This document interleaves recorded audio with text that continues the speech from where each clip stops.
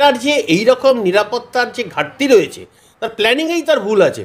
নাহলে ওইখান থেকে এরকম করে ওপর থেকে লাফিয়ে পড়ে নিচে এরকম ভাবতে পারে বা এটা করানো সম্ভব? এটা কিন্তু এটা ঘটলো চোখের সামনে। তো এটা কার গাফিলতি? এটা বিরোধী পক্ষের গাফিলতি তো নয়, এটা গাফিলতি তো হচ্ছে যারা বিল্ডিংটা বানিয়েছে তাদের। তো তারা তো এটা তাদের তো এগুলো মাথায় রাখা উচিত ছিল।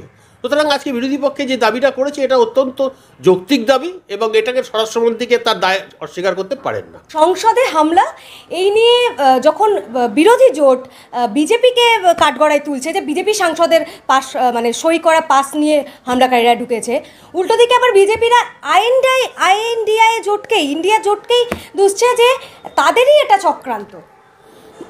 এই বিষয়টা মানে খুব ডেফিনেটলি করে কিছু বলা এই মুহূর্তে সম্ভব নয়, কারণ বিজেপি সাংসদের পাস নিয়ে ঢুকেছে, হ্যাঁ এটাও সত্যি।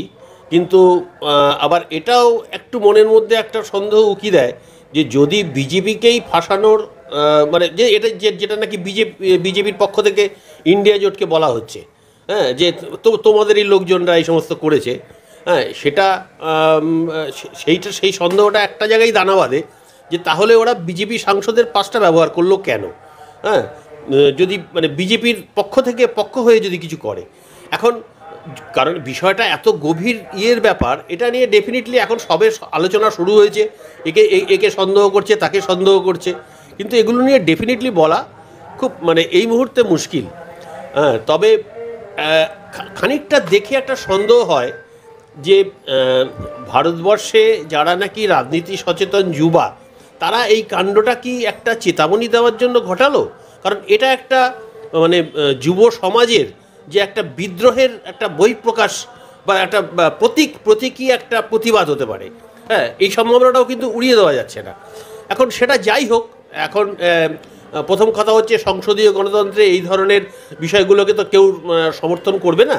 হ্যাঁ এখন সেটা তারা ভগৎ সিংয়ের আদর্শে অনুপ্রাণিত হয়ে হয়তো এটা করেছে, বা নাও করতে পারে, বা এর পিছনে গভীর চক্রান্তও থাকতে পারে বিজেপির। সমস্ত ব্যাপারটাই খুবই এখনও পর্যন্ত ধোঁয়াশা, সুতরাং ডেফিনিট করে বলা খুব মুশকিল। তবে এটাও ঘটনা যে যুব সমাজের মধ্যে একটা ফ্রাস্ট্রেশন কাজ করছে, তাদের সামনে ভবিষ্যৎ খুবই মানে অন্ধকার। হ্যাঁ গত এই যে 2 কোটি চাকরির যে প্রতিশ্রুতি দিয়ে বিজেপি ক্ষমতায় এসেছিল, তারপরে 19 সালে তারা যেভাবে ক্ষমতা দখল করলো যে নাটকীয় ভঙ্গিতে, এবং তারপরে বিভিন্ন জায়গায় বিশেষ করে সেনাবাহিনীতে, আমাদের বাংলা থেকে খুবই সুযোগ কম পায়, কিন্তু সেনাবাহিনীতে আমরা দেখেছি এই উত্তর ভারত থেকে, বিশেষ করে উত্তরাখণ্ড বা এরকম ধরনের রাজ্যগুলোতে যাদের নাকি সেনাবাহিনীতে নিয়োগটাই হচ্ছে মানে কর্মসংস্থানের একটা বড় উপায়, তো তাদের সামনে কিন্তু এখন মানে সুযোগটাকে অনেক কমিয়ে দিয়েছে এই যে 5 বছরের কন্ট্রাক্ট সার্ভিসের মতো। হ্যাঁ তো এগুলো সমস্তটাই হচ্ছে যুব সমাজের বা কর্মসংস্থানের উপর হামলা। হ্যাঁ আর এখন তো সরকারি চাকরিও তো প্রায় উঠে যাওয়ার মতো অবস্থা হয়েছে। এই যে তুমি দেখছো রেল দপ্তরে লক্ষ লক্ষ পোস্ট খালি পড়ে রয়েছে, কিন্তু সেখানে কোনো নিয়োগ নেই, এবং তার ফলে সিকিউরিটি রিজনে আজকে একটার পর একটা ঘটনা ঘটে যাচ্ছে।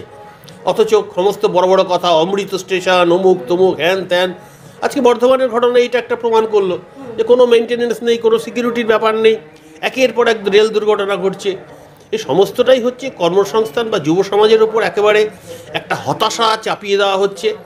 এখন এর সাথে সাথেই যে সম্ভাবনাও দেখা দিয়েছে যে 19 সালে তখন আমাদের বিরোধী পক্ষরা তারা মোটেও ঐক্যবদ্ধ ছিল না। তারা ভেবেছিল যে সরকারের নানা রকম দুষ্কর্মের ফলে তারা অটোমেটিকলি হেরে যাবে, এবং সেই জন্য তারা রাজ্যে এরকম একটা হিসেব করেছিল যে ইউপিতে সমাজবাদীরা জিতবে, পশ্চিমবঙ্গে তৃণমূল জিতবে, মহারাষ্ট্রে শিবসেনা জিতবে বা এনসিপি জিতবে, এরকম তারা ভেবেছিল। কিন্তু সেরকমটা ঘটেনি, এবং এমন একটা ওই পুলওয়ামা বালাকোটের যে নাটকীয় সমস্ত মানে একেবারে ছক করা, কারণ আজ পর্যন্ত যেভাবে এই যে 40-42 জন শহীদ হয়েছে সিআরপিএফ জওয়ান, তার কোনো পূর্ণ তদন্ত এরা করেনি।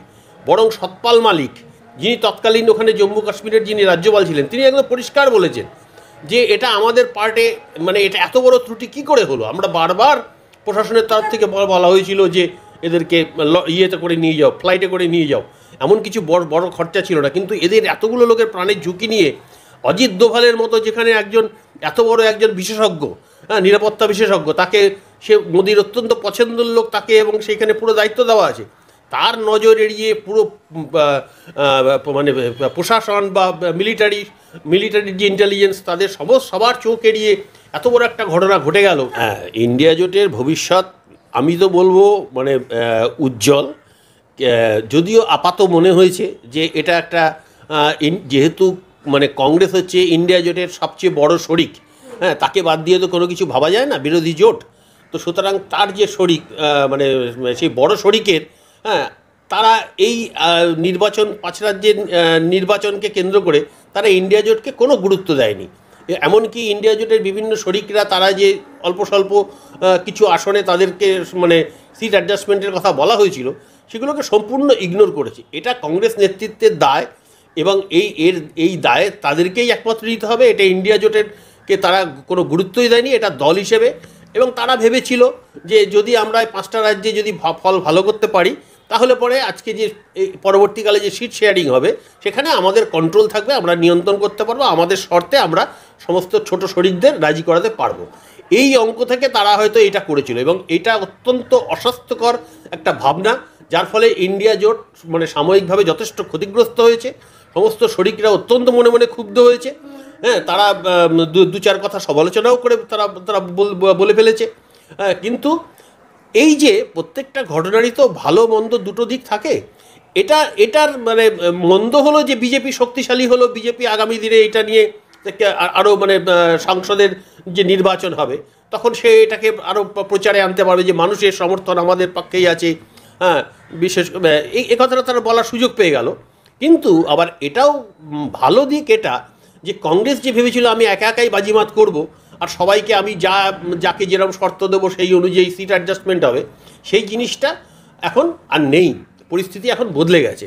এখন কিন্তু একটা অনেস্ট চিন্তা থেকে একটা স্বাস্থ্যকর ভাবনা এবং স্বাস্থ্যকর একটা জোটের দিকে যেতে সবাই বাধ্য হবে। কারণ এটা সবাই বোঝে যে বিজেপিকে এখনও পর্যন্ত শুধু একটা জোট তৈরি করলেই হলো না, আজকে এটা নিয়ে আরও অনেক কিছু করতে হবে। যৌথ সভা, মিছিল, তারপরে মানুষের মধ্যে এই যে মিছিল, সভা ইত্যাদির মধ্য দিয়ে তো মানুষের মধ্যে একটা ইম্প্যাক্ট পড়ে। তো সেইগুলোকে শুধু করতে হবে। শুধু বসে বসে নেতারা উপরে বসে সিট শেয়ারিং করলো, তুমি ওখানে 5টা দাও আমি এখানে 90টা দেবো, হ্যাঁ, ওইভাবে বিষয়টা হবে না। কারণ প্রত্যেকটা একসঙ্গে, হ্যাঁ, সেই প্রচারে মিটিং মিছিলের কথা যে বললাম এগুলো তো একসঙ্গে করতে হবে সেই। এবং যখন এইটা হবে তখন কিন্তু মানুষের মধ্যে একটা মানে একটা অন্যরকম বার্তা যাবে এবং মানুষ কিন্তু কনফিডেন্স পেয়ে যাবে। যারা নাকি এখনো পর্যন্ত ভাবছে মোদি অপরাজেয়, মোদিকে হারানো যাবে না, কারণ মোদির যত এই যে সংখ্যা যত ওদের ঠিয়ে হয়, হ্যাঁ, মানে একটা যে রিভিউ করে না, যে মানুষের মধ্যে মতামত না জনমত যে পরীক্ষা করা হয়, তাতে দেখা যাচ্ছে যে পার্সোনাল ইমেজে মোদি অনেক এগিয়ে আছে। কিন্তু আমি তার সাথে সাথে আরেকটা কথা বলবো, সেটা হচ্ছে যে ভারতবর্ষের রাজনীতিতে মানে সংসদীয় বা ভোট রাজনীতিতে যখনই সমস্ত বিরোধী পক্ষ সরকারের বা শাসক দলের বিরুদ্ধে ঐক্যবদ্ধ হয়েছে, প্রতিটি ক্ষেত্রে শাসক দল পরাজিত হয়েছে। একটাও ঘটনা নেই যেখানে নাকি যে বিরোধীরা হেরে গেছে আর শাসক দল ট্যাংট্যাঙিয়ে জিতে গেছে, এরকম ঘটনা নেই। যখন ঐক্যবদ্ধ হয়েছে, সবাই ঐক্যবদ্ধ হয়ে লড়াইয়ের ঘটনা কিন্তু খুব বেশি নেই, হ্যাঁ, কিছু কিছু সময় ঘটেছে এবং সেগুলো কিন্তু সমস্তটাই বিরোধী বা জোটের পক্ষেই গেছে।